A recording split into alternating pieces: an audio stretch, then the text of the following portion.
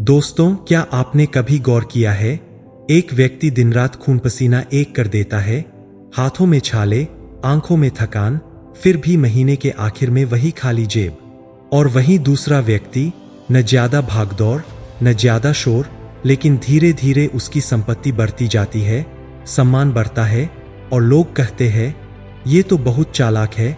सवाल यह नहीं है कि कौन ज्यादा मेहनत करता है, सवाल यह है कि कौन सही दिशा में सोचता है। आचार्य चाणक्य कहते थे, श्रम शरीर को थकाता है पर नीति मस्तिष्क को सम्राट बनाती है। आज का यह वीडियो आपको यह नहीं सिखाएगा कि दिन में 18 घंटे कैसे काम करें। यह वीडियो आपको सिखाएगा कि कम श्रम में बड़ा परिणाम कैसे निकाला जाता है।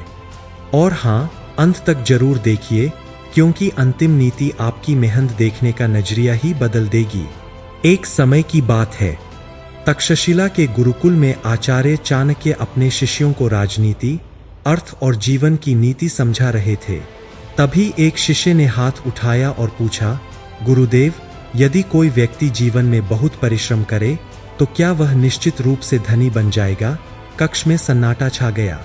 चाणक्य कुछ क्षण मौन रहे, फिर बोले, यदि केवल परिश्रम से धन मिलता तो पत्थर तोड़ने वाला मजदूर राजमहलों में रहता। शिष्य चौंक गया। चाणक्य ने आगे कहा, परिश्रम आवश्यक है, पर वह धन का कारण नहीं, धन का साधन है। कारण हमेशा बुद्धि होती है, मेहनत अंधी होती है, नीति आंखें देती है। चाणक्य ने एक उदाहरण दिया, मान लो दो व्यक्ति जंगल में लकड़ी काट रहे हैं। एक दिन भर कुल्हाड़ी चलाता रहता है, दूसरा सुबह कुल्हाड़ी की धार तेज करता है, फिर सही पेड़ चुनता है और कम समय में ज्यादा लकड़ी काट लेता है। अब बताओ, कौन ज्यादा बुद्धिमान है? मेहनत करने वाला थक गया, सोचने वाला आगे निकल गया। यही जीवन का सत्य है। चंद्रगुप्त क्यों बना सम्राट? एक शिष्य ने पूछा, आचार्य, आपने चंद्रगुप्त को ही क्यों चुना? वह सबसे ताकतवर तो नहीं था। चाणक्य बोले, क्योंकि वह सुनता था, समझता था और निर्णय लेने से डरता नहीं था। धन और सत्ता हमेशा उसी के पास जाती है जो निर्णय ले सकता है। जो व्यक्ति हर समय कहे, देखते हैं, सोचते हैं, बाद में, उसके जीवन में लक्ष्मी भी बाद में आती है, अक्सर कभी नहीं। चाणक्य का सबसे बड़ा रहस्य कुछ समय बाद चाणक्य ने मगध की सभा में धन पर एक गहरा उपदेश दिया। उन्होंने कहा, लक्ष्मी पानी की तरह है, जहां गहराई होती है वह रुकती है, जहां केवल शोर होता है वह बह जाती है। उन्होंने 3 वर्गों को देखा, किसान से नीति, सही बीज, सही समय और सही भूमि, तीनों न हो तो मेहनत बेकार।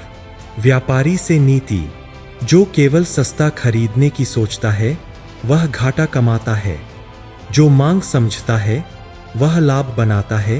राजा से नीति, राज्य तलवार से नहीं, निर्णय से चलता है। लक्ष्मी जिन 3 घरों में नहीं जाती। चाणक्य ने स्पष्ट कहा, एक अनियंत्रित खर्च, जो आज कमाए आज उड़ा दे, वह धन का मित्र नहीं। 2 डर से भरे निर्णय, जो अवसर देखकर भी हाथ खींच ले, धन ऐसे व्यक्ति से दूरी बनाता है। 3 आत्मशंका, मैं नहीं कर सकता, यह वाक्य लक्ष्मी को सबसे पहले भगा देता है। चाणक्य की 7 गहरी धन नीतियां। 1 बुद्धि को मालिक बनाओ, श्रम को सेवक, मेहनत आदेश माने, सोच आदेश दे। 2 धन आने से पहले चरित्र बनाओ, जिसे संभालना नहीं आता उसके पास धन टिकता नहीं। 3 खर्च की नीति, कमाई से बड़ी है। जो धन का सम्मान नहीं करता, लक्ष्मी उसका सम्मान नहीं करती। 4 समय सबसे बड़ी मुद्रा है, जो समय को बेच देता है वह जीवन भर मजदूर रहता है।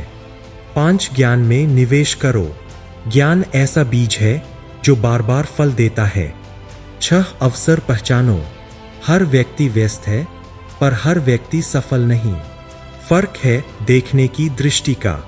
7 धन रोकने की कला सीखो, कमाना सरल है, संभालना कठिन, यही असली नीति है।